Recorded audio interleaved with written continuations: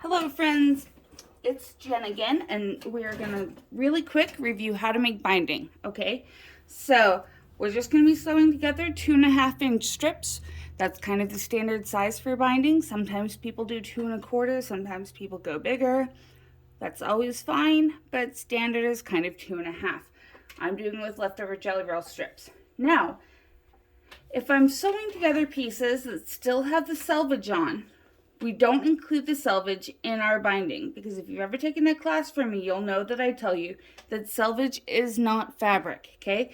It doesn't shrink up the same as the rest of your fabric, and so we don't include it.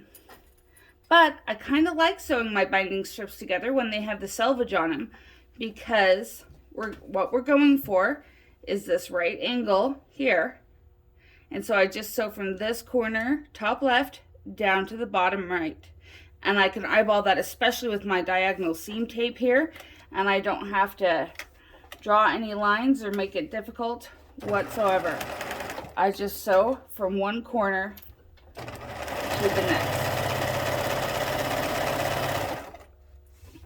And then I add the next strip.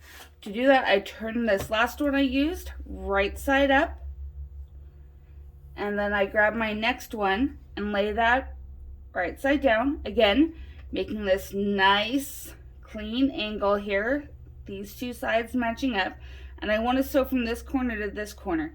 Now it can be hard sometimes when we don't have a selvage to see where we're going, so if you want some practice with that, it's always good to draw yourself a target and to draw a line from corner to corner, and then simply sew on that line.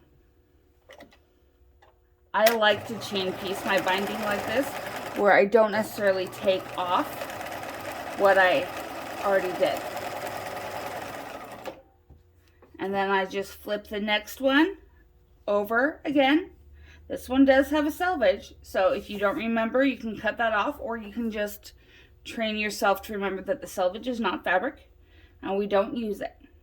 Then I'll put this other piece on top, leaving the selvage out as the overlap, because I'm going to trim this off before I actually press it into binding.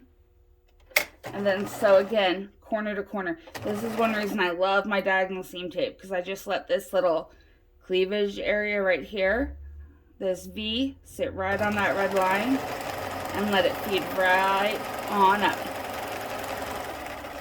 So that's how we make binding. Okay, once we have all those long strips sewn together, what we're going to do is trim off this selvage and anything extra there, leaving about 1/4 inch seam allowance. Doesn't have to be perfect. And then I always press my binding open, because part of the reason we do the angled sewing is so that we don't have bulk. And then I will press it in half